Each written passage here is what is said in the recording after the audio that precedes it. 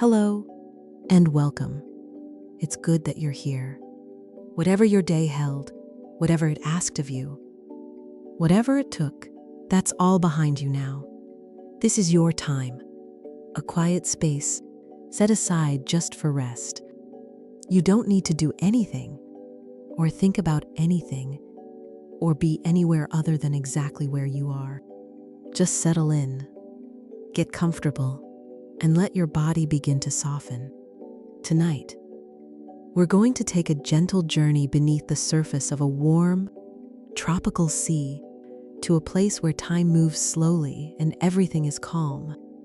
A coral reef, growing quietly in the shallows, building itself grain by grain across the centuries. There's nothing to learn, nothing to remember, just a peaceful place to rest your mind as you drift towards sleep. You're going to sink very gently beneath the surface of a warm, tropical sea. There's no boat to leave behind, no shoreline to remember. You're simply here at the edge of the water, where the air is soft and heavy with salt, and the surface ahead of you is calm, so calm, a wide, unbroken plain of blue, green glass, stretching out in every direction, catching the last pale light of a sun that has already begun to set somewhere far behind you. You don't need to swim. You don't need to do anything at all. You're just going to let yourself drift downward, slowly, the way a leaf might settle through still air. There's no current pulling you, no urgency, just the gentle invitation of the water itself, warm against your skin, warm the way a bath is warm after you've been in it long enough to forget it's there. That kind of warmth, the kind that stops being a sensation and becomes simply the way things are. Take a moment, here at the surface, before we go any deeper. Feel the water around your shoulders, around your arms, around your fingers. It's soft. That's the word that keeps coming back, soft. The tropical sea has a softness to it that you wouldn't expect from something so vast, so deep, so ancient. But it does. It's soft the way old cotton is soft, the way candlelight is soft. It gives way to you without resistance. It supports you without effort. And it's warm, everywhere, uniformly, constantly warm. The sun has been pouring its heat into this water for hours, for days, for weeks, and the water has absorbed it all, patiently, the way sand absorbs rain, and now it gives that warmth back to you, freely, generously, asking nothing in return. The surface ripples gently, small, barely. They're movements of water against water, tiny waves that are more like thoughts of waves than actual waves, suggestions of motion, hints of current, too faint to feel but visible if you watch the way the light plays across them. The light itself is golden now, the deep gold of a sun that's been traveling all day and has finally begun to ease toward the horizon. It touches the water's surface and breaks into 1,000 small, trembling reflections, scattered and dancing and warm. And as you begin to descend, the world above you softens. The sky becomes a ripple, a suggestion of light seen through frosted glass, and the sounds, whatever sounds there were, fade into something muffled and distant. Down here, everything is quieter. The water holds you. It supports you from every side equally. So there's no weight, no effort, no need to hold yourself in any particular position. You simply float, and the floating carries you gently, slowly, downward. There's something about being held by water that's different from any other kind of support. A bed holds you from below. A chair supports you from beneath. But water holds you from everywhere. from above and below, from the sides, from behind, from all around. It's total support, complete support. The kind of support that asks nothing of you in return, no balance, no adjustment, no tension in any muscle. You can release everything, every held breath, every clenched thought, every small effort you didn't even know you were making. The water takes it all. The water holds it all. And you float, weightless and warm, drifting slowly, slowly downward. The light around you is blue, not a sharp blue, not the blue of a midday sky, but something softer, something filtered and diffused, the way light looks through a curtain in the early morning. It's everywhere and nowhere at once. It doesn't cast hard shadows. It doesn't glare. It simply fills the space around you with a gentle, even glow. And as you drift deeper, that glow shifts, almost imperceptibly, towards something warmer, a pale turquoise, the color of shallow water over white sand, the color of stillness. Below you, still some distance away, you begin to see the shape of the reef. Not all at once, it reveals itself the way a landscape does when you're driving through morning fog. First, there are just suggestions. A darker patch here, a rounded form there, shadows that might be structures, or might simply be the way the light plays against the deeper water. But as you continue your slow descent, those suggestions become clearer, more defined, and you begin to see that what lies below you is a vast, living architecture.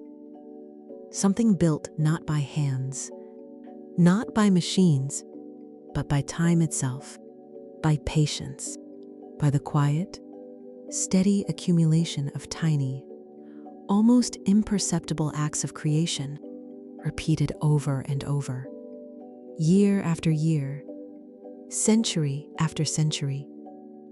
This is a coral reef, and tonight, you're going to watch it grow, not quickly. Nothing here happens quickly. The reef doesn't know what hurry means. It has never rushed. It has never needed to. It simply exists, and in existing, it builds layer upon layer, grain upon grain, polyp upon polyp. A structure assembled by creatures so small you could hold 1,000 of them in the palm of your hand. And yet the thing they've built together stretches for miles. It rises from the seafloor like a mountain range in miniature. And it's still growing now, even as you float here above it. Even as the light fades and the water holds you and everything is quiet. We're going to move slowly through this place. We're going to watch time pass the way the reef watches it, without counting, without measuring, without any sense that it needs to move faster than it does. There's no destination tonight, no schedule, no moment you need to be alert for. You can drift in and out of attention the way the water drifts in and out of the reef's 1,000 tiny openings. You can close your eyes and open them again, and nothing will have been lost. The reef will still be here. The water will still be warm. The light will still be soft and blue and gentle. So let yourself settle. Let the water carry you down, slowly, until you're hovering just above the surface of the reef, close enough to see its texture, close enough to notice the way each small structure connects to the next, the way the whole vast formation is made of countless individual gestures of growth, each one patient, each one quiet, each one adding something so small it would be invisible on its own. And yet, together, they've made this enormous, living, breathing thing, this reef that has been here for longer than you can easily imagine, and will be here long after tonight has passed. You're comfortable.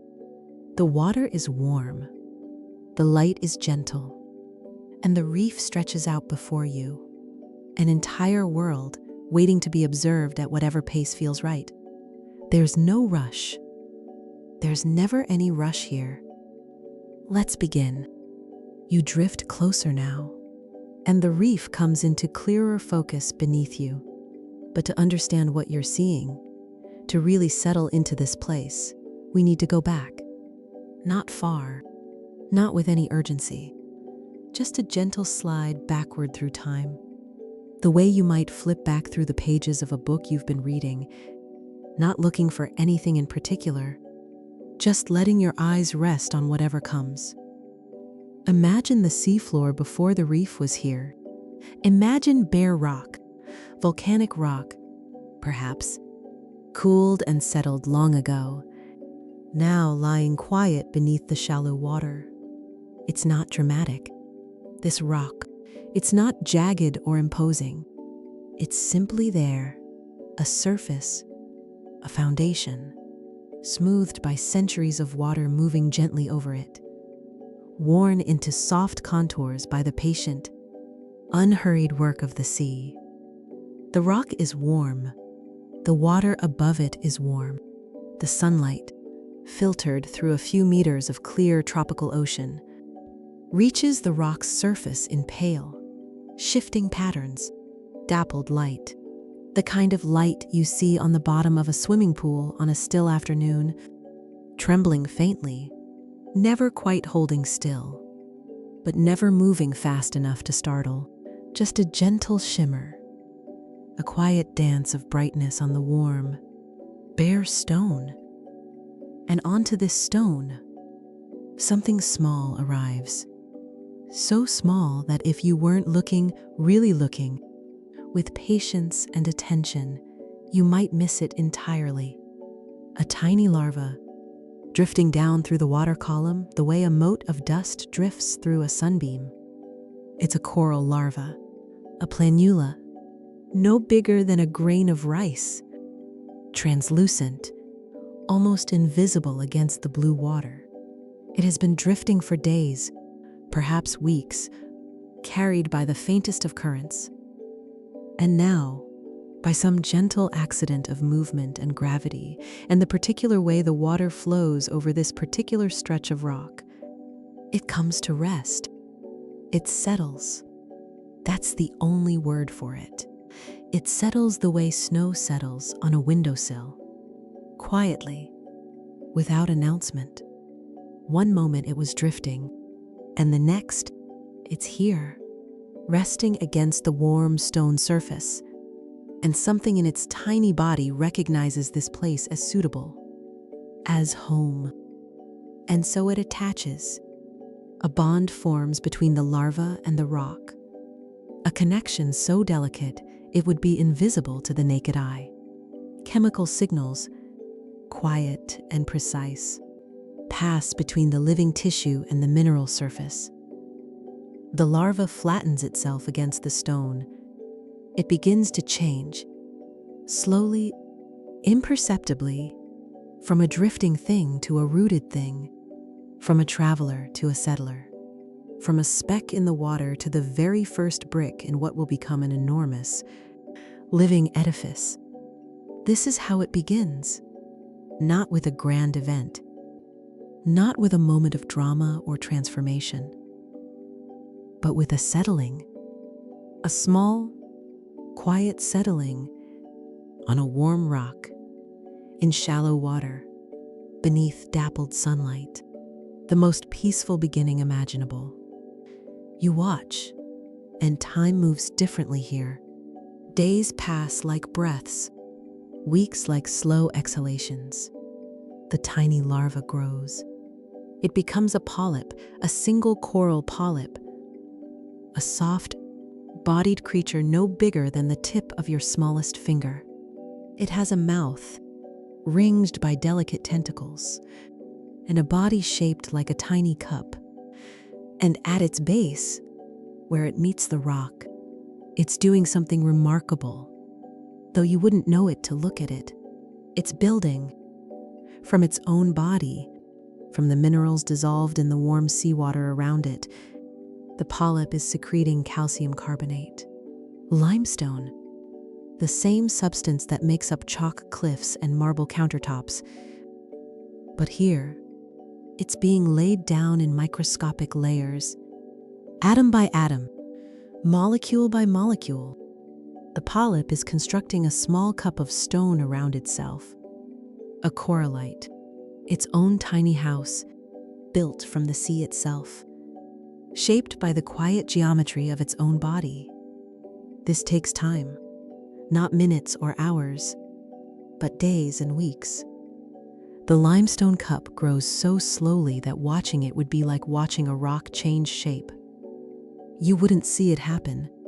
You'd only notice, after a long while, that something had shifted, that the cup was slightly taller, slightly thicker, that the polyp sat a little more securely in its self-made shelter. Think of how slowly that is. Think of a fingernail growing, which is already one of the slowest visible processes you know. The limestone cup grows more slowly than that, more slowly than grass grows, more slowly than paint dries on a warm day. It grows the way mountains grow, the way riverbeds deepen, the way stone steps wear down under centuries of footfall, imperceptibly, invisibly, but undeniably. If you sat here and watched for an entire day, you would see nothing change. If you came back in a week, you might notice a slight difference, or you might not. But if you came back in a year, you would see it. The cup would be taller, wider, more defined. The polyp would sit deeper within its walls. The first, faintest suggestion of architecture would be visible, a structure emerging from the bare rock, made entirely by this one small, patient creature. And the beauty of it, the deeply calming beauty of it, is that the polyp doesn't struggle with this slowness. It doesn't resist it or wish it were faster. Slowness is simply the pace of its world. Every process here moves at this speed. The water moves slowly. The light changes slowly. The temperature shifts slowly, from season to season, by fractions of a degree. Everything in the polyp's world is gentle and unhurried, and its building is simply part of that gentleness. Another slow thing, happening slowly, in a slow place, beneath slow water, under slow, changing light. And you float here, comfortable in the warm water, watching this process without needing to understand every detail of it. The chemistry is there, working quietly in the background, the way a furnace works in a basement. You don't need to think about it. You just feel the warmth. The polyp builds, and the minerals accumulate, and the cup grows, and it's all so slow, so gentle, so utterly without urgency, that it becomes a kind of meditation to watch it. The light shifts. The dappled patterns on the rock move in their slow dance. The water is warm. And the single polyp, this tiny architect, continues its work, layer upon layer, molecule upon molecule, patient as the stone beneath it, patient as the sea above it. And here is the thing about this patience, the thing that makes it so remarkable and so quietly beautiful. The polyp doesn't know it's building anything. It doesn't have a plan, or a blueprint, or a vision of what the finished reef will look like. It's simply doing what it does. It's simply being what it is. And what it is, in this moment, on this warm rock, beneath this gentle light, is enough. More than enough. It's the beginning of everything. You watch, the water holds you. The light is soft, and the polyp builds, one invisible layer at a time, in no hurry at all. Time passes. more time than you need to count. And gradually, so gradually that you couldn't say exactly when it began, the single polyp does something new. It buds. From its own body, a small extension begins to form, like a branch emerging from a trunk, like a new shoot rising from a stem. Another polyp, genetically identical, connected to the first by living tissue, sharing the same foundation of stone. Now there are two tiny cups of limestone on the warm rock, two soft-bodied creatures side by side, their tentacles drifting gently in the slow current, and they build together now. Though they don't know it's together, they simply build. Their limestone cups touch, merge, become a single connected structure. Two rooms in the same small house, two chambers in the same quiet architecture. And then there are three, and then four, and then more, each one budding from the last, each one adding its own small contribution to the growing structure, each one patient and unhurried and utterly unaware that it is part of something much larger than itself. You drift above this small colony, this gathering of polyps on their warm stone foundation, and you can see the shape beginning to form. It's not much yet.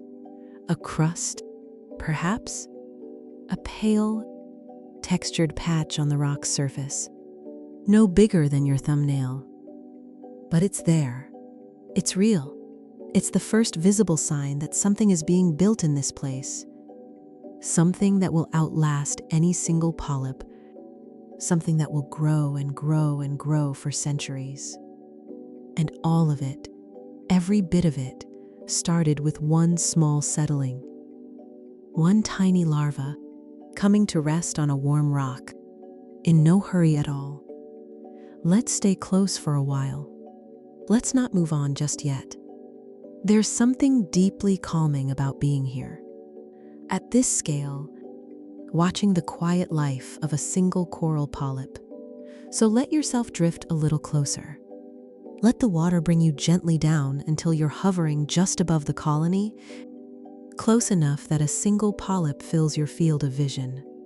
Close enough that you can see every small detail, every gentle movement, every quiet gesture of its unhurried existence. The polyp is soft. That's the first thing you notice. Despite the hard limestone cup it sits in, the living creature itself is soft and delicate, like a tiny flower made of something between silk and water.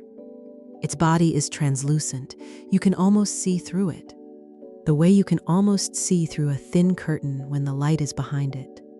There's a faint color to it, a whisper of brown or gold or green, and that color comes not from the polyp itself, but from something living inside it. But we'll come to that later.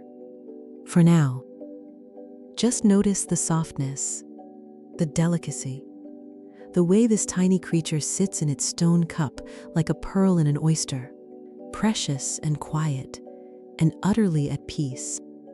Around the polyp's mouth, a small, round opening at its center. There is a ring of tentacles. They're slender. These tentacles, and they move with the water, swaying gently back and forth in the faintest suggestion of current. They're not reaching for anything. They're not grasping. They're simply moving the way grass moves in a light breeze, responsive and passive and unhurried. Each tentacle is tipped with cells that can sense the water around them, can feel the subtle chemistry of the sea, can detect the presence of tiny particles drifting by. But right now, in this warm, still moment, there's nothing to detect. The tentacles simply sway, back and forth, a rhythm as old as the sea itself. You watch them move, and the movement is hypnotic, not because it's fast or dramatic, but because it's so perfectly steady, so predictable. You know, without being told that the next sway will be just like the last one, and the one after that will be the same, and the one after that. It's the kind of movement that your mind can rest on, the way your eyes might rest on the slow swing of a pendulum. Not because it's interesting, but because it's soothing, because it asks nothing of you. The water around the polyp is warm. You can feel it against your skin, or you imagine you can. That soft, enveloping warmth that tropical seas hold in their shallow places, where the sun has been working all day to heat the water, and the water holds that heat the way sand holds warmth long after sunset. It's comfortable here, deeply comfortable. The kind of warmth that makes your muscles relax without you deciding to relax them. The kind that makes your breathing slow. There's a stillness to this place that goes beyond the absence of movement. It's a positive stillness, a stillness that has substance, that fills the space the way warmth fills it, that you can almost lean into. The water isn't stagnant. There's a current, faint and constant, a slow drift of warm water moving across the reef's surface like a breath of air moving through a quiet room. But the current is so gentle, so unobtrusive, that it adds to the stillness rather than disturbing it. It's the kind of movement that's indistinguishable from rest, the kind that you'd only notice if it stopped. And in this stillness, in this warmth, in this gentle, ever-present current, the polyp lives its quiet life, day after day. The same rhythms, the same gentle movements. The tentacles sway in the current, and the algae catch the light, and the limestone accumulates. And time passes without marking itself, without announcing its passing, without leaving any trace except the slow, steady growth of the coral cup. One more invisible layer added, one more molecule of calcium carbonate finding its place in the structure, one more tiny act of building in the long, unhurried history of this reef. And inside the polyp, something quiet is happening. Within its translucent tissues, millions of tiny, single-celled organisms are living. Algae, zooxanthellae. They're called, though the name doesn't matter. What matters is that they're there, nestled inside the polyp's body like passengers in a gentle vessel. And they're doing something beautiful and simple. They're catching light, the sunlight that filters down through the warm water, that dappled, trembling light that plays across the reef's surface. Some of it passes through the polyp's translucent body and reaches these tiny algae. And the algae, in their quiet way, use that light to make food, sugars, energy. The same fundamental process that happens in every leaf on every tree on the surface far above, photosynthesis, is happening here. Inside this tiny coral polyp, in the warm, shallow water, in the gentle light, the algae make food, and they share it with the polyp. The polyp provides shelter, and the algae provide nourishment. It's an exchange so balanced, so mutual, so perfectly calibrated by time and evolution, that neither organism could easily exist without the other. They've been doing this together for millions of years. Millions. A partnership so old it predates anything you could name from human history by a factor of thousands. And it happens quietly, without negotiation, without effort. The light comes in, the algae work, the sugars flow, the polyp is nourished, all of it automatic, all of it gentle, all of it happening right now as you float here in the warm water, watching the tentacles sway. You don't need to understand the chemistry. The chemistry is just the background hum, the quiet engine that keeps this small life going. What you can see, What you can rest your attention on is the result, a healthy, peaceful polyp, sitting in its limestone cup, swaying gently in the warm current, alive and calm and building, always building, one invisible layer of stone at a time. The light around you shifts slightly, not dramatically. It's not a sudden change. It's more like the slow dimming of a room when clouds pass in front of the sun, gradual and soft. The dappled patterns on the reef's surface become a little less bright, a little less defined. The blue of the water deepens, just slightly, from turquoise toward something richer, something closer to the color of twilight. And the polyp responds, though not in any way you could easily see. The algae inside it receive a little less light, and their work slows, just a fraction. The way a windmill slows when the breeze eases, but they don't stop. They never stop, not entirely. Even in dim light, even in the fading glow of late afternoon filtered through meters of warm seawater, they continue, patient, unhurried, steady. And the polyp continues too. Its tentacles sway. Its body rests in its cup of stone. And somewhere, at the molecular level, at the very foundation of its existence, calcium carbonate continues to accumulate. The cup grows. Not enough to see. Not in an hour, or a day, or a week. But it grows. It's always growing. The way stalactites grow in caves. The way mountains grow when tectonic plates press together, so slowly that the word movement barely applies. And yet, undeniably, unmistakably, the growth is real. You float above this tiny creature, and you feel the peace of its existence. There are no decisions to make, no deadlines, no complications. There is only the water, warm and supportive, the light, gentle and filtered, the current, slow and steady, the tentacles, swaying, the limestone, accumulating, and time, passing so softly that it barely makes a sound. Stay here for a moment, or stay here for an hour.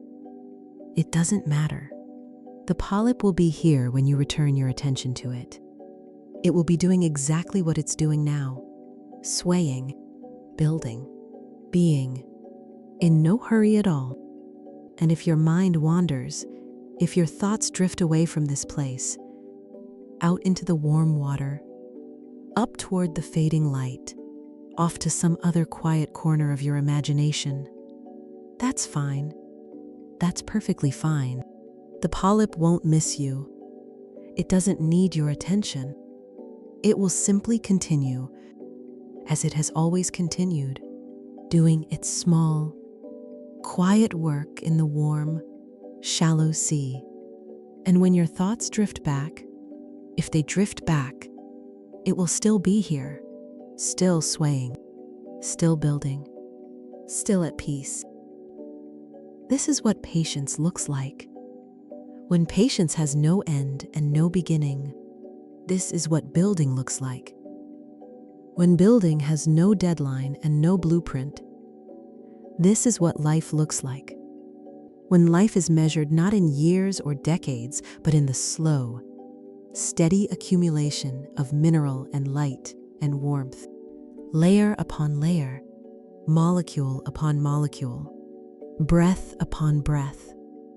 The tentacles sway, the water is warm, and everything is quiet. The light has changed. You notice it the way you notice the temperature dropping on a summer evening, not all at once, but gradually, softly, a slow transition from one state to another.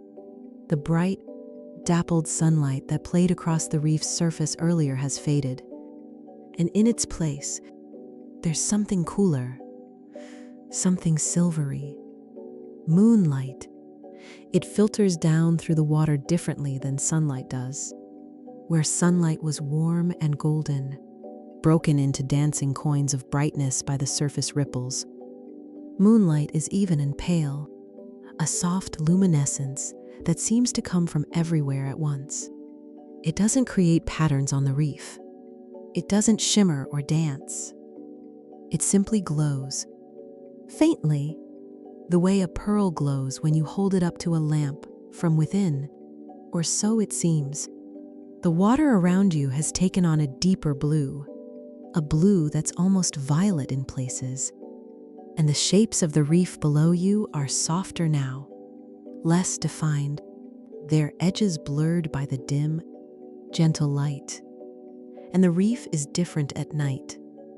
Not dramatically different, not transformed, but subtly, quietly changed, the way a garden looks different in moonlight than it does at noon. The same structures are there, the same coral heads, the same branching forms, the same textured surfaces, but they feel different, more intimate, somehow more secret, as if the reef, under the cover of darkness, has relaxed into a version of itself that the daytime doesn't see. You drift above it, and the water is still warm. It holds its heat even now, hours after the sun has gone. The tropical sea is like that. It stores warmth the way the earth stores warmth, slowly releasing it through the long, quiet hours of the night. You can feel it surrounding you, this gentle, residual heat, and it's comforting, deeply comforting, like being wrapped in a blanket that someone else has warmed for you. You don't have to do anything to stay comfortable. The water does it for you. And below you, the polyps are waking up. That's not quite the right word. They don't sleep, not the way you sleep. But during the day, many of the polyps keep their tentacles partially retracted, tucked inside their limestone cups, letting the algae within them do the quiet work of photosynthesis. Now, in the moonlit darkness, the algae rest, and the polyps extend, slowly, one by one, across the surface of the reef. Tiny tentacles unfurl. They emerge from their cups of stone like flowers opening at dusk, like fingers uncurling from a gentle fist. Slowly, so slowly, you watch one polyp, then another, and the effect is gradual and mesmerizing. The reef's surface, which during the day appeared hard and textured, like carved stone, is now becoming soft, fuzzy, almost covered in a fine forest of tiny, translucent tentacles, all swaying gently in the faint nighttime current. The entire reef is blooming, quietly, in the moonlight. The tentacles reach out into the dark water, and they wait. They're not searching. They're not hunting. They're simply present, extended, available, like open hands. And the water brings things to them. Tiny particles of organic matter, drifting through the sea like dust motes in a quiet room. Microscopic organisms, too small to see, carried on the gentlest of currents. The tentacles catch these particles the way a spider's web catches morning dew, passively, effortlessly, without any visible motion at all. One moment, a particle is drifting past. The next, it's been captured, drawn toward the polyp's mouth by the faintest movement of a tentacle, and absorbed. This is how the polyp feeds, not with effort, not with pursuit, but with patience, with the quiet confidence of something that knows the water will provide. Because the water has always provided, because the relationship between the reef and the sea is so old, so deeply established, that it's become something like a promise. The sea brings food, the reef receives it, and both continue undisturbed through another long, warm, moonlit night. There's something deeply restful about watching this, feeding that requires no chase, no strategy, no effort, just presence, just being here, in the right place, at the right time, which is always this place, and always this time, because the reef is always here, and the food is always drifting by. It's a kind of abundance that asks nothing of you, nothing of the polyps, nothing of you, floating here above them. The water provides, and the tentacles receive, and the night goes on, warm and still and generous. You let your gaze soften. The individual polyps blur into a collective texture, a soft, fuzzy carpet of tentacles covering the reef's surface, all swaying in the same gentle rhythm, all feeding in the same quiet, passive way. It's like watching a field of wheat moving in a light breeze, each stalk swaying independently, but all of them moving together, creating a single, unified wave of motion that rolls slowly, peacefully, across the surface. Back and forth, back and forth. And somewhere in the distance, not far, but far enough that the sound is more felt than heard, there's a gentle surge. The ocean's pulse, a long, slow wave of pressure that passes through the water every few seconds. So faint it barely registers, like the heartbeat of the sea itself. You feel it as a slight increase and decrease in pressure against your body, a rhythmic compression and release, regular and steady and soothing. The polyps feel it too, their tentacles swaying slightly more on the surge, slightly less on the retreat. Their feeding rhythm modulated by this larger, deeper rhythm, this slow pulse of the ocean that has been beating since long before the reef was born and will continue long after. You float above this scene, and the gentle feeding of the polyps becomes a kind of ambient rhythm, like the ticking of a slow clock in a quiet house. You don't need to watch each individual capture. You don't need to follow any particular tentacle. You can simply rest in the awareness that it's happening everywhere across the reef's surface. Thousands upon thousands of tiny mouths receiving tiny gifts from the patient sea. The rhythm of it is soothing. Feed and rest. Feed and rest. The tentacles sway, and the water moves, and the night goes on. The moonlight overhead shifts as the moon tracks its slow arc across the sky. You don't see the moon itself, it's far above the surface. And the water between you and the sky is a deep, soft blue, like looking up through colored glass. But you can sense its movement in the way the light changes. Very gradually, very softly, a slightly different angle, a slightly different quality. The shadows on the reef shift imperceptibly, and the pale glow moves like a slow tide of light across the coral's surface. And through all of this, through the moonlight, through the feeding, through the slow movement of the night, the building continues. The limestone continues to accumulate. The polyps, even as they feed, even as their tentacles sway in the dark water, are still secreting calcium carbonate, still adding to their cups, still growing the reef, atom by atom, in the quiet darkness. This never stops. Day or night, sunlight or moonlight, feeding or resting. The construction goes on. It's the constant, the steady pulse beneath every other activity. The reef builds the way you breathe without deciding to, without thinking about it, without ever pausing to consider whether it should continue. It simply builds, and each night, each long, warm, moonlit night, a few more layers are added. A few more molecules of limestone find their place in the growing structure. A few more grains of time are woven into stone. The night is deep now. The moonlight has dimmed, perhaps behind a cloud, and the water around you is darker, more intimate. You can still see the reef below you, but only as shapes, rounded forms, branching silhouettes, the soft fuzz of extended tentacles. It's like looking at a landscape through a fogged window. The details are gone, but the presence remains.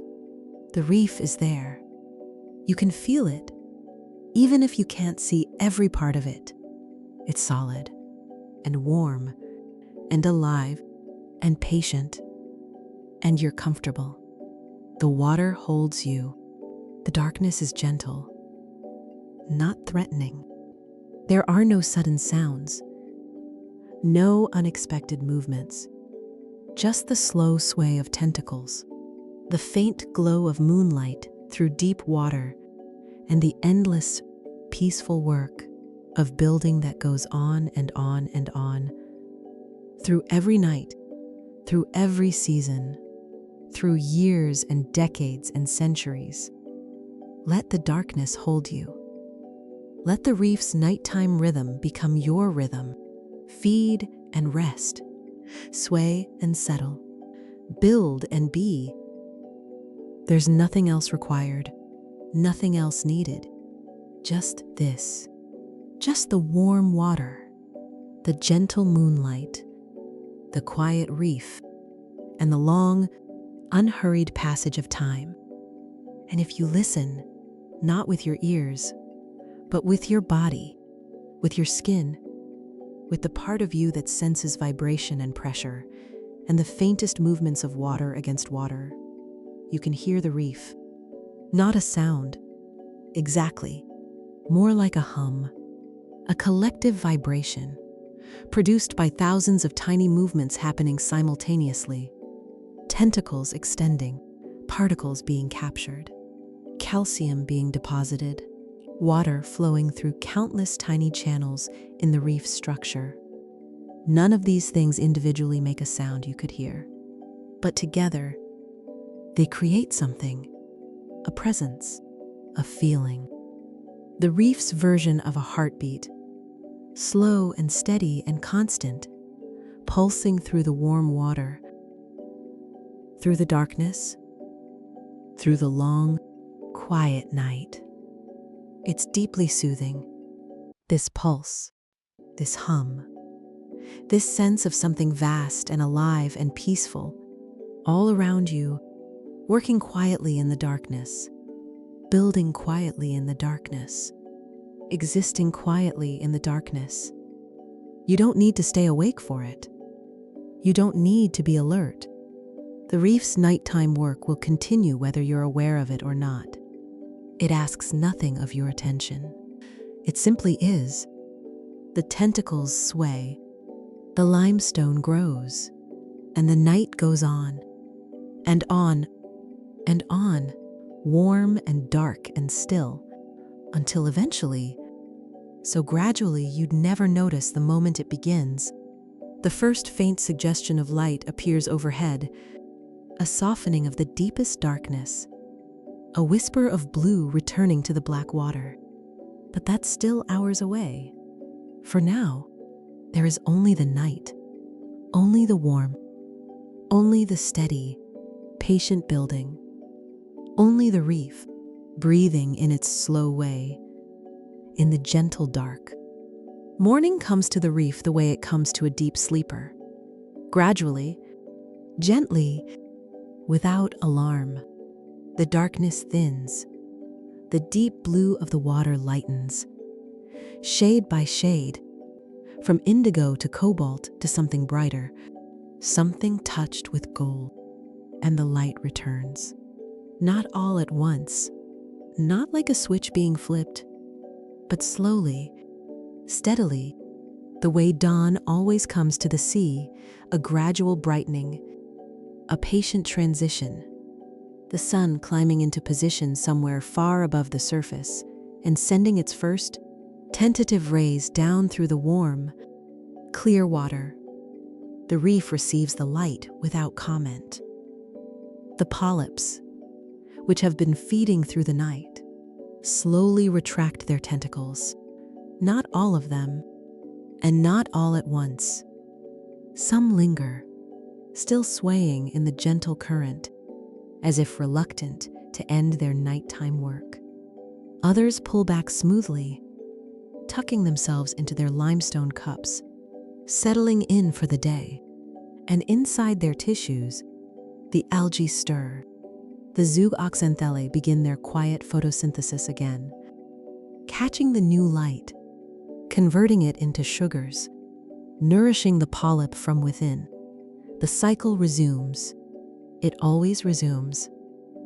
But now, floating here in the brightening water, you can see something you couldn't see in the darkness. You can see the shape of what's been built. You can see the architecture. It's been years since that first larva settled on the bare rock. Many years. Time has passed the way time passes in this place, without announcement, without milestones, just the steady, unmarked accumulation of days into seasons, seasons into years, years into decades. And in that time, the colony has grown. What was once a single polyp on a warm stone is now a structure, a formation, something with dimension and character and presence. You drift above it, and you see a coral head.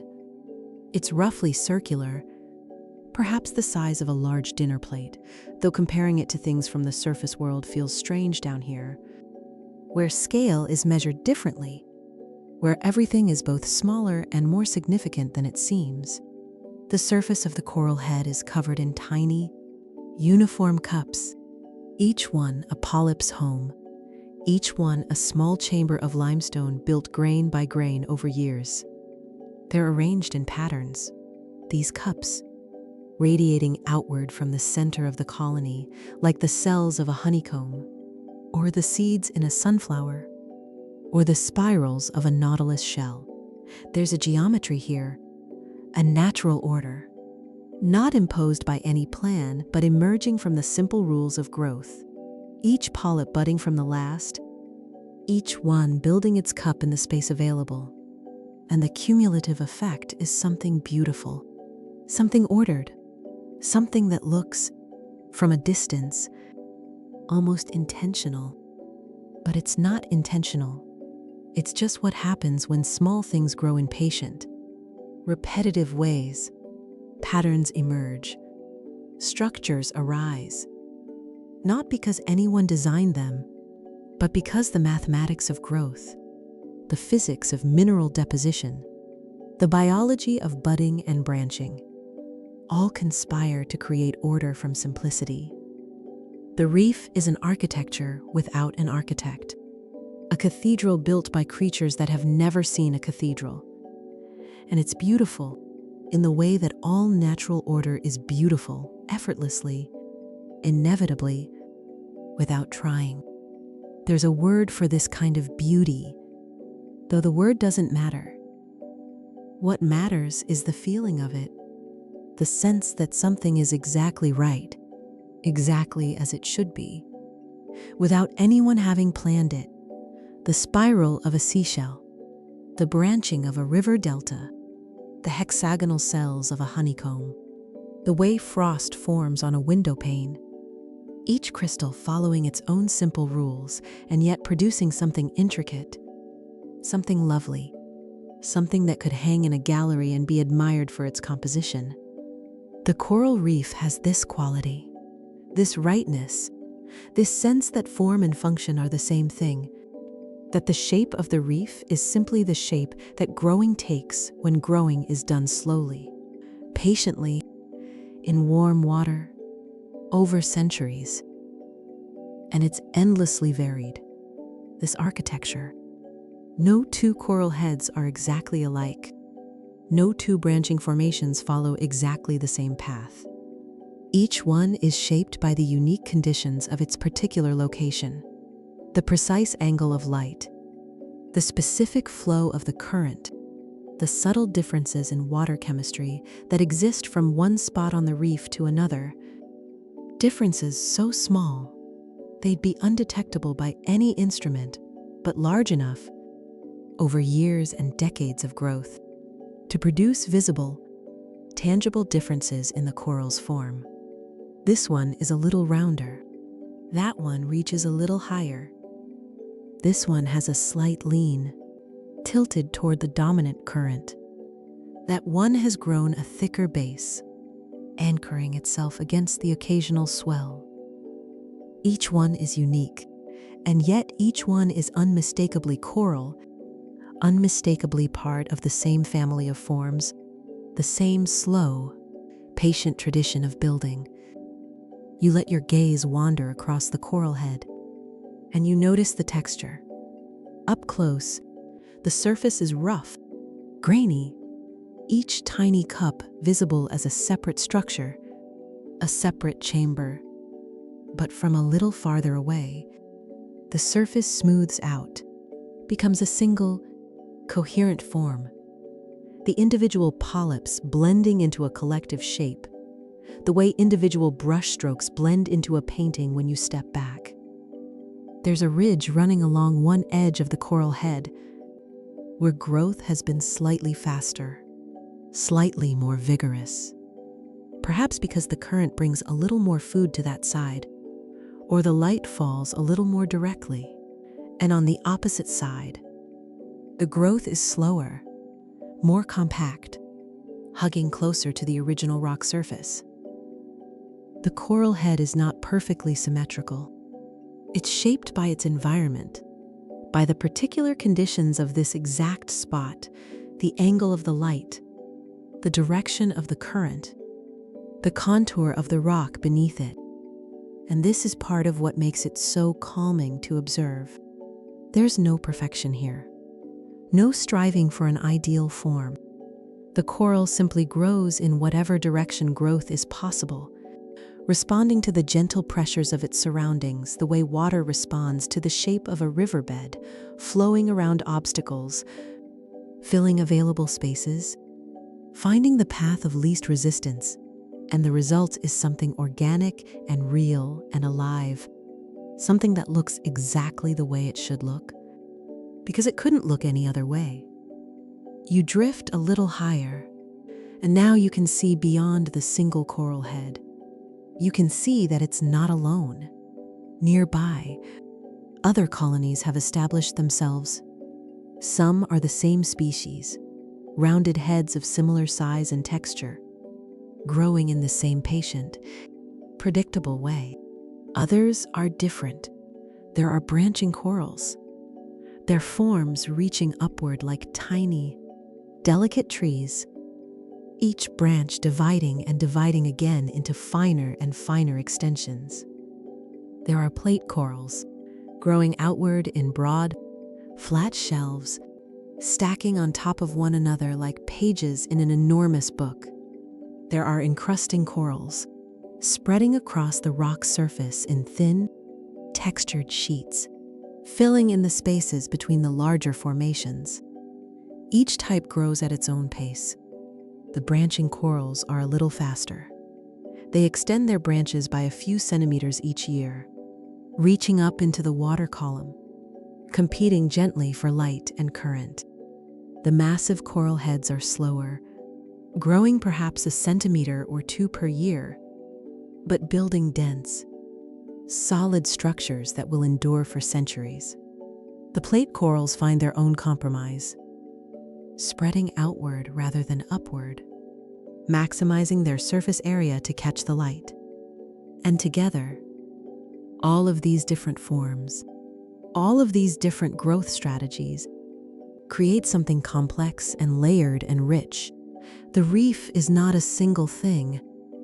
It's a community of things, each one following its own quiet rules, each one contributing its own shape and texture to the whole, and the whole is greater than any of its parts.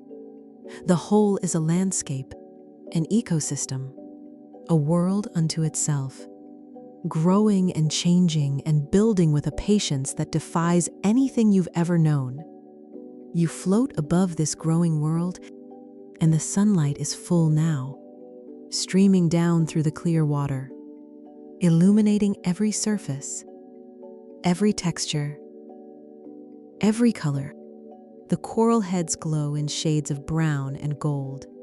The branching corals catch the light in their thin, translucent tips, shining like tiny candles. The plate corals create shadows beneath their shelves, cool and dim, small pockets of darkness in the bright, warm water. And all of it is growing. All of it is building. Right now, even as you watch, limestone is being deposited. Polyps are budding.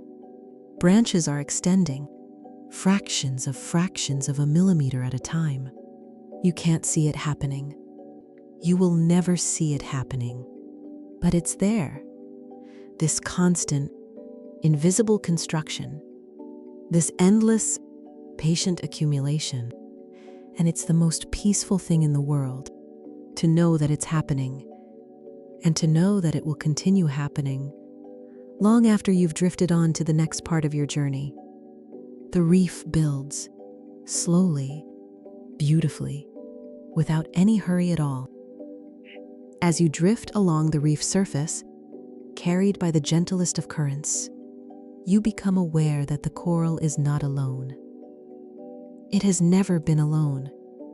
From the very beginning, from the moment that first polyp settled on the warm rock and began to build, other lives were drawn to this place. Not dramatically, not in a rush, but gradually, quietly. The way guests arrive at a party that has no start time, drifting in, settling in, making themselves at home. The first companions you notice are the smallest. Tiny algae, different from the zooxanthellae living inside the coral's tissues. These are free, living algae, growing in thin, soft films on the surfaces around the coral colonies.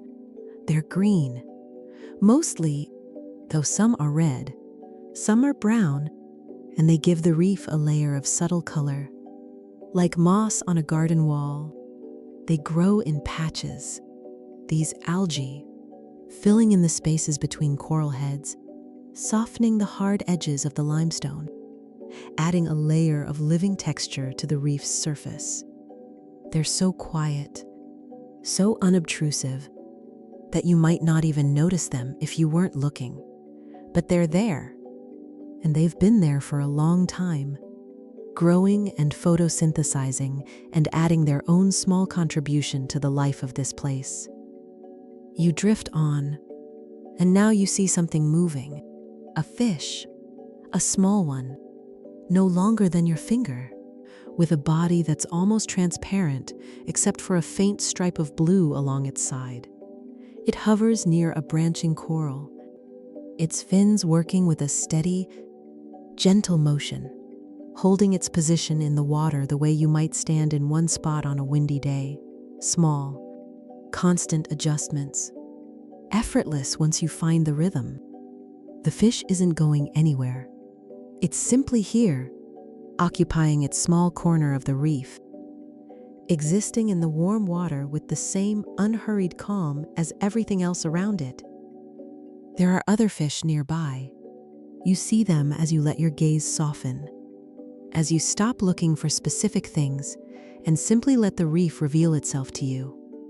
A pair of small, round fish, bright yellow, drifting together above a coral head. A slender, silver fish, almost invisible against the bright water, gliding slowly through a gap in the reef's structure.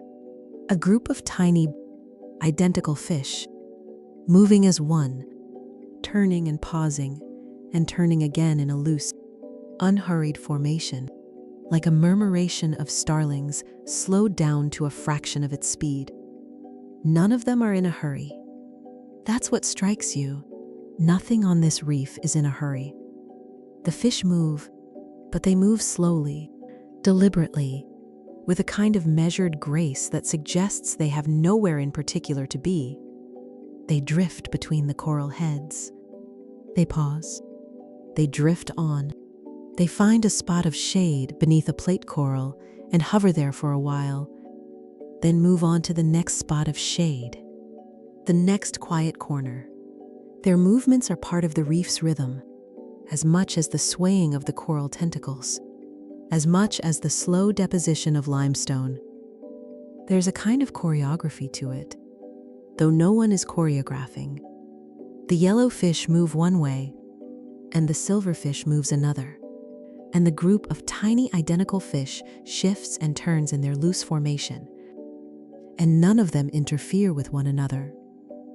None of them collide. None of them even seem to notice one another most of the time.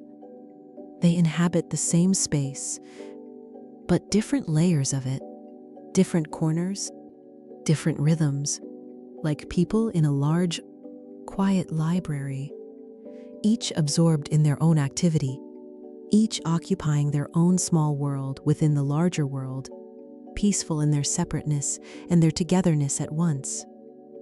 A sea cucumber moves along the sandy floor between two coral heads. It's slow even by the standards of this place, which is saying something. It inches forward by imperceptible contractions of its body, leaving a faint trail in the fine white sand behind it. It's eating, in its own way, consuming the thin layer of organic particles that coat the sand, digesting what it can and leaving the rest. Its progress is so gradual that you could watch it for 5 minutes and wonder if it had moved at all. It has, just not by much, and it's in no hurry. It has the entire seafloor ahead of it, and the entire night behind it, and the entire, long, unhurried span of its life to cover whatever distance it needs to cover. You watch the sea cucumber for a while, and its slowness is contagious. Your thoughts slow. Your breathing slows. The urgency of the surface world, whatever urgency you carried with you when you first sank into this warm water, seems very far away now. Very distant, very small. Down here, at the pace of the reef, everything that seemed important up there dissolves into something gentler, something quieter, something that can wait. And down among the coral branches, in the small spaces between the polyp's cups, there are creatures smaller still, tiny shrimp, almost transparent, picking carefully along the coral's surface. Minute worms, coiled in their own small tubes of calcium, adding their own miniature constructions to the reef's growing architecture. Snails, moving with impossible slowness across the limestone surface, leaving trails you couldn't see even if you tried. All of them living quietly, going about their small, unhurried businesses, contributing to the life of the reef simply by being here, simply by existing in this warm, sheltered, peaceful place. You drift a little farther, and you come to a place where the coral has grown into an overhang, a shelf of plate coral extending outward from the reef's structure, creating a small, shaded alcove beneath it. The water under the overhang is slightly cooler, slightly dimmer, a pocket of stillness within the already still water. And in this alcove, pressed against the underside of the coral shelf, there are sponges. They're soft, these sponges, with surfaces that look like velvet, textured and yielding, in shades of purple and orange and deep, dark red. They don't move. They don't seem to do anything at all. And yet they're alive, filtering the water that passes through their bodies, extracting tiny particles of food, growing so slowly that their growth would be measured in millimeters per year. The sponges have been here for a long time. Some of them are older than the coral around them, having settled on the reef's surface decades ago and grown imperceptibly ever since. They're part of the reef's story, part of its quiet community, as much as the coral itself. And they'll be here for decades more, filtering and growing and adding their own soft, colorful presence to this underwater world. Everything connects. That's the feeling you get, drifting here among the reef's inhabitants. Everything is part of everything else. The coral builds the structure. The algae add color and food. The fish bring movement.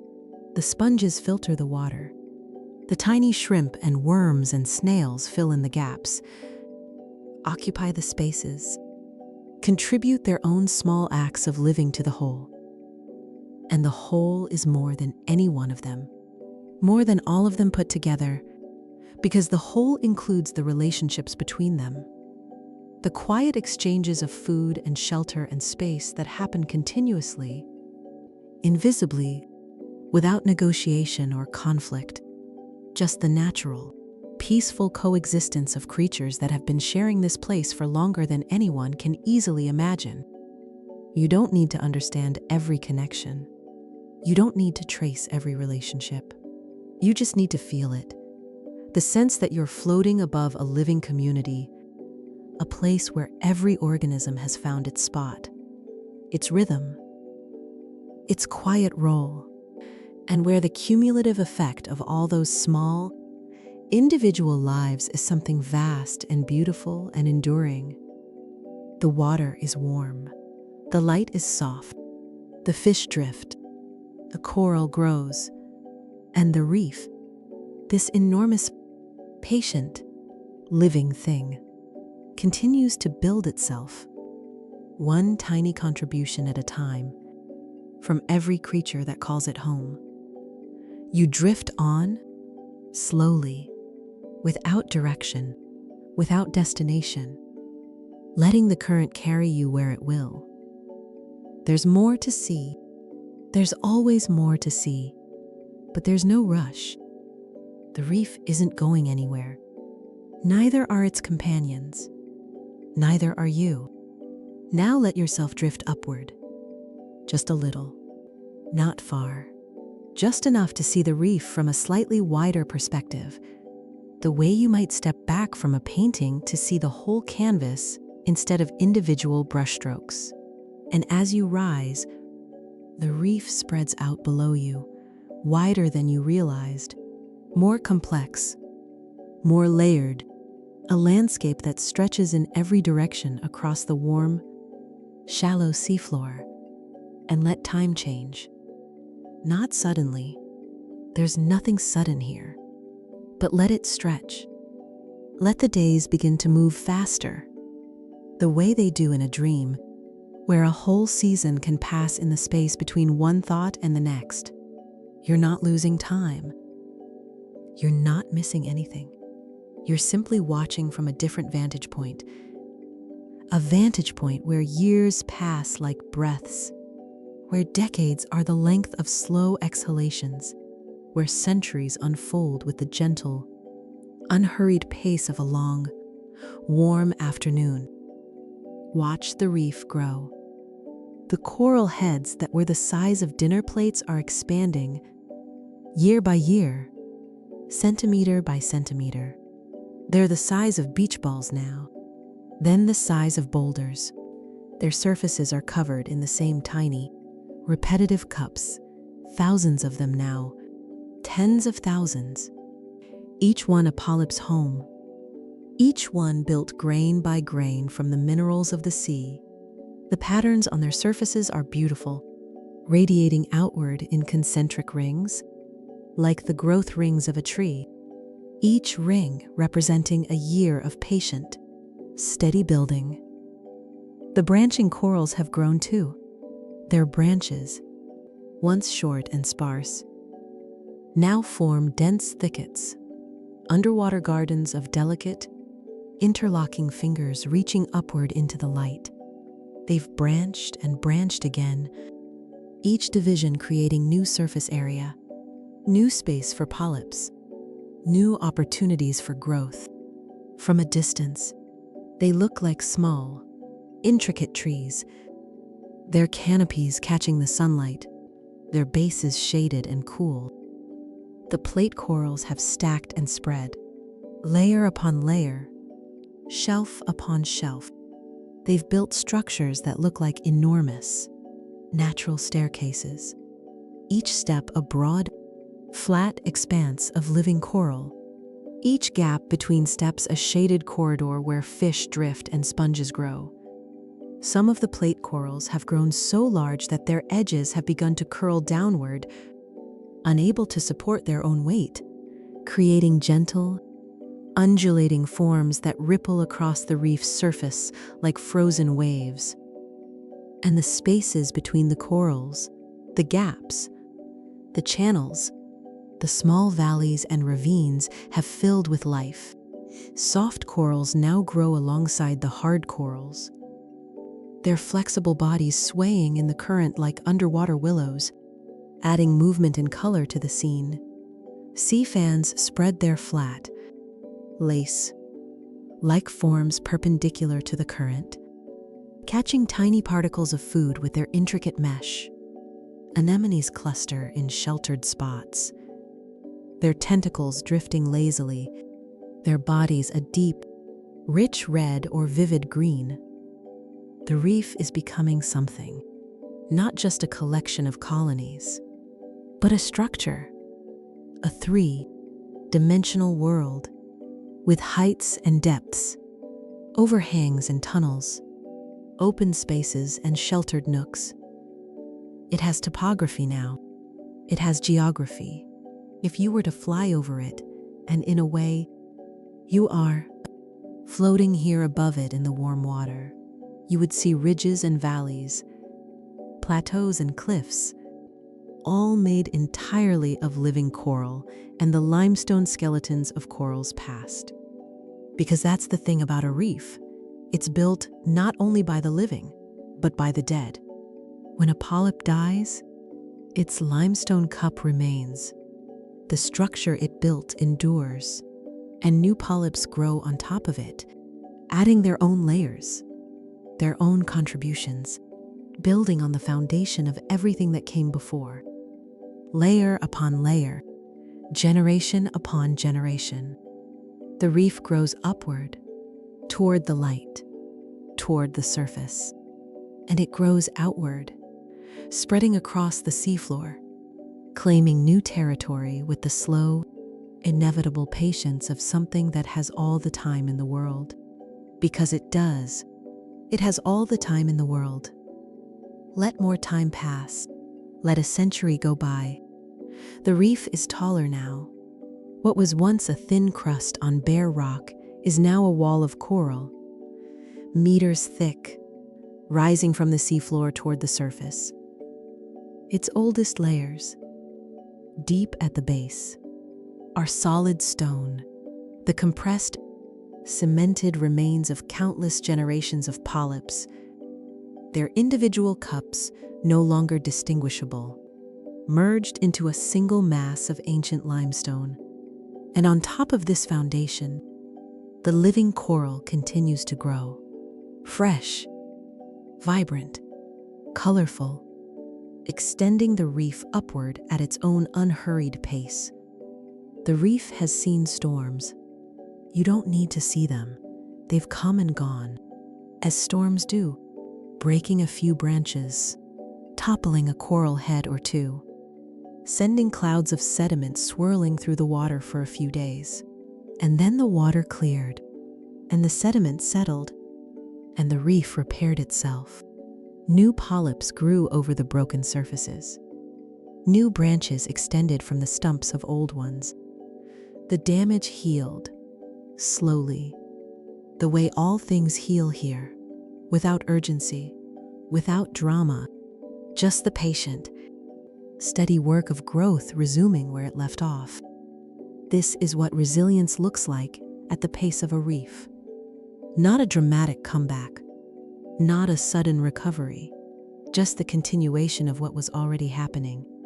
The polyps that survived the storm didn't change their approach. They didn't speed up. They didn't try harder. They simply kept building the way they'd always been building, one layer at a time, one molecule at a time. And slowly, over years and decades, the broken places filled in, the gaps closed, the scars disappeared beneath new growth. And eventually, if you hadn't been here to see the storm, you'd never know it had happened. The reef would look as it always looks, whole and calm and patient and enduring. There's something profoundly comforting about that, about the idea that damage, even real damage, even the kind that seems significant in the moment, can be absorbed by patience, can be dissolved by time, can be simply grown over, layer by layer. The way the reef grows over everything, over broken branches, over fallen coral heads, over the shells of dead animals, over grains of sand, over ancient lava rock. The reef doesn't fight what's happened. It doesn't resist it or resent it. It simply incorporates it. It builds on top of it. It makes it part of the foundation for whatever comes next. And what comes next is always the same thing: more growth, more building, more quiet, steady, imperceptible accumulation. The seasons turn. The water warms and cools by fractions of a degree. The days lengthen and shorten by minutes. And through it all, the reef continues. Coral spawning happens once a year, on a warm night when the moon is full, and for a few hours the water above the reef is filled with tiny bundles of eggs and sperm, drifting upward in clouds of pink and white, like underwater snowfall in reverse. It's a quiet event, a gentle release. The polyps don't move or change.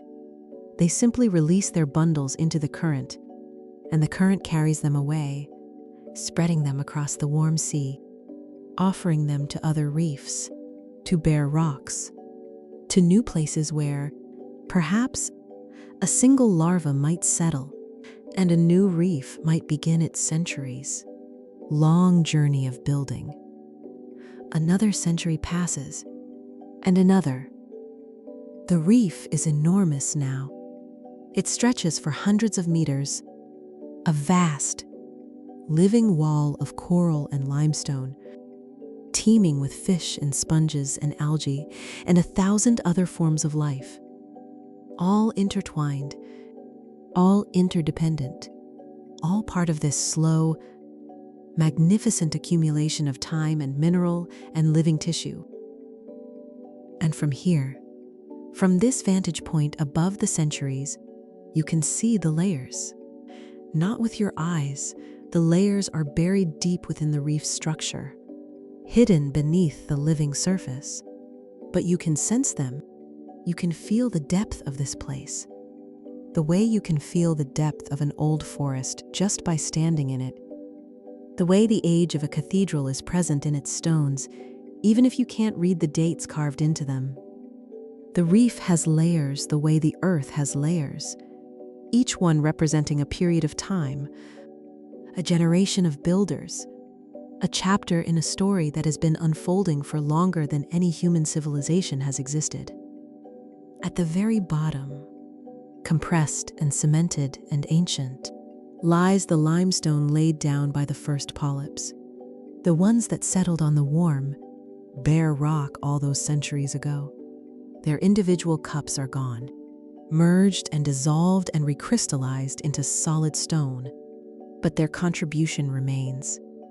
It's the foundation, the bedrock on which everything else rests, and above it, layer upon layer, each one slightly different from the last, reflecting the conditions of its time, the particular mix of species that were growing, the specific temperature and chemistry of the water, the subtle variations in current and light and sediment. Some layers are dense and smooth, representing periods of steady, uninterrupted growth. Others are more porous, more textured, representing times when the reef was growing faster, reaching upward with more branching, more open structures. Some layers contain the fossilized remnants of shells and sea urchin spines and the calcium tubes of worms, embedded in the reef's fabric like artifacts in an archaeological site. Each layer tells a story, but it tells it quietly, in a language of mineral and density and texture, a language that requires no translation because it's not meant to be read. It's simply there, a record of patience, a testament to time. And you float above all of this accumulated history, all of these centuries of quiet building, and you feel the weight of it. Not a heavy weight, a comforting one. The kind of weight that a heavy blanket has on a cold night. The kind that presses you gently into the bed and makes you feel safe and held and grounded. The reef's age is like that. Its depth, its slow, steadfast persistence, its grounding, it's reassuring. It tells you, without words, that some things last, that some things endure. That patience, real patience, the kind that doesn't measure itself, the kind that simply continues because continuing is what it does. That kind of patience can build worlds. And still it grows. Still the polyps build. Still the limestone accumulates. Still the tentacles sway in the warm current. And the algae photosynthesize in the gentle light. And the fish drift through the corridors and over the ridges and into the quiet, shaded alcoves. The reef doesn't know how old it is. It doesn't count its years. It simply continues, as it has always continued, doing what it does, being what it is, growing at its own pace, in its own time, in its own way. You float above it, and you feel the weight of that time. Not as a burden, not at all. As a comfort, as a kind of deep, quiet reassurance that some things endure, that some things, once started, continue, that the small, patient act of building, repeated over and over, day after day, year after year, century after century, creates something that lasts, something solid and real and beautiful, something that was made not by force or speed or cleverness, but by the simplest, most fundamental quality of all, persistence. Quiet, gentle, unwavering persistence. The reef breathes, the water is warm, the light is soft, and time goes on and on and on, and the building never stops. It never needs to stop. There's always more time. There's always more sea. There's always more light, and more limestone, and more tiny, patient polyps doing their small, quiet work, adding their invisible layers to the vast, living thing that holds them all. You drift, the reef grows, and everything is peaceful, and still, and warm. And now, gently, we come back to the present, not with a jolt, not with any sudden transition, just a slow, soft settling, the way the light settles at the end of a long day, the way your body settles into a comfortable position when you've stopped moving and there's nothing left to do. You're here, floating above the reef, in the warm, quiet water, and time is moving at its normal pace again, and everything is just as it was. The reef stretches out below you, vast and calm and alive. The coral heads glow softly in the filtered light. The branching corals sway gently in the current. The plate corals spread their broad, flat shelves, and the soft corals wave their flexible arms, and the fish drift through the corridors of this underwater world with their slow, unhurried grace. You can feel the warmth of the water around you. You can see the light, soft and blue and even, filling the space between you and the reef with a gentle, diffused glow. You can sense the slow, steady rhythm of this place, the polyps building, the algae working, the limestone accumulating, layer upon layer, grain upon grain, the way it has been doing for centuries and will continue doing for centuries more. There's nothing to hold on to here, no thought you need to keep, no fact you need to remember, no conclusion you need to reach. The reef doesn't ask anything of you. It never has. It simply exists. And in existing, it invites you to exist alongside it. For a moment, for an hour, for as long as you'd like, without expectation, without requirement. Just the shared experience of being alive in a warm, quiet place where time moves slowly and everything is patient and still. The reef breathes, not literally. Corals don't breathe the way you breathe, but there's a rhythm to it, a pulse, a slow, steady exchange of water and light and mineral that feels, from where you float, like breathing. The water flows in, carrying food and oxygen and dissolved minerals. The water flows out, carrying waste and warmth and tiny particles of sand. In and out, like the tide, which is itself a kind of breathing, the ocean inhaling, the ocean exhaling, the slow, eternal rhythm of water moving against stone.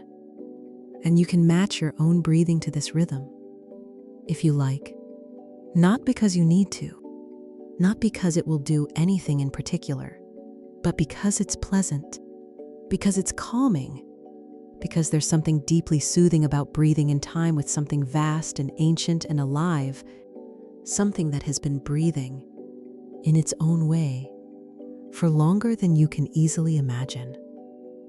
Breathe in, and the water flows through the reef, warm and gentle.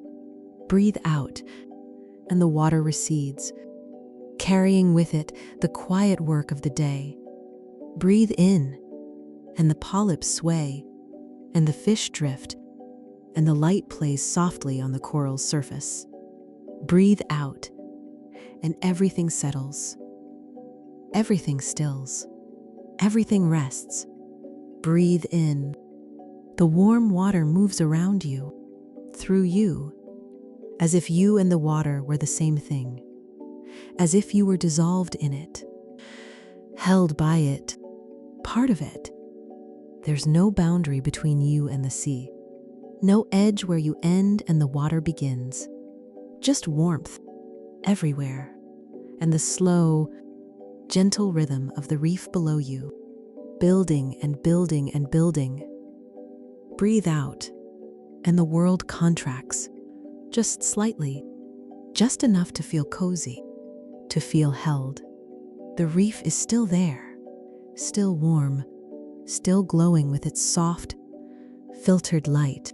The fish are still drifting, the tentacles are still swaying, and you're still floating, weightless and warm and safe, in this quiet, blue space between the reef and the sky.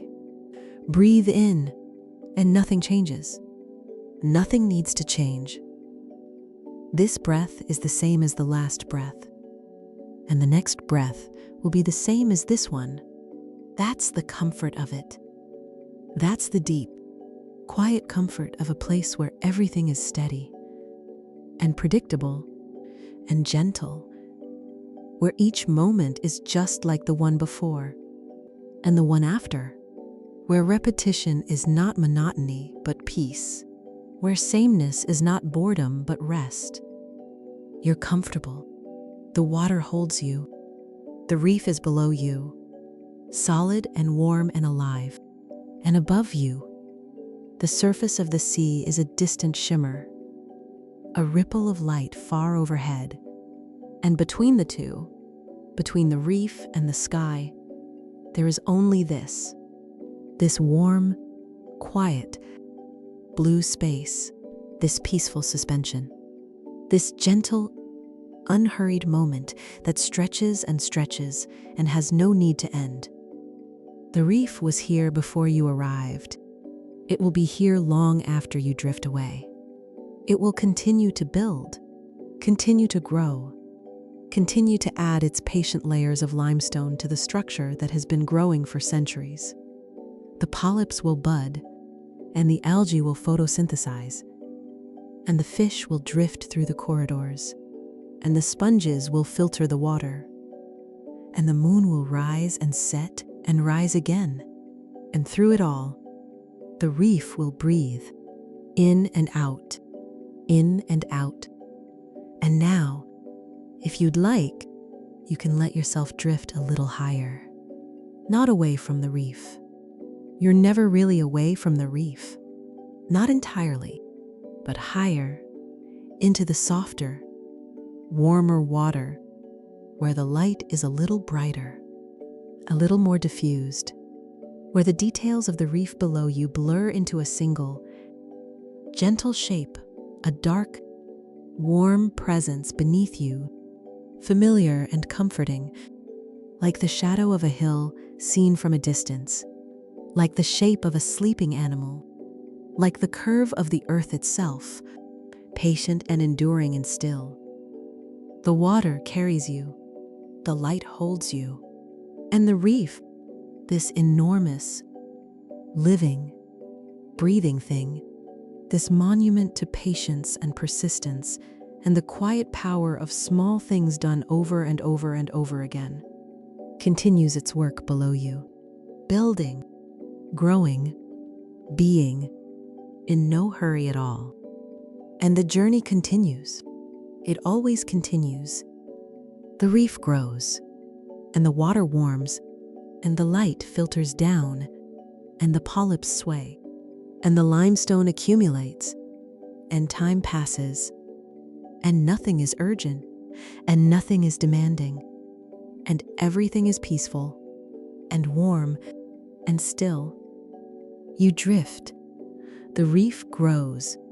The water is warm, and everything is quiet, and everything is calm, and everything continues, gently, softly, the way it always has.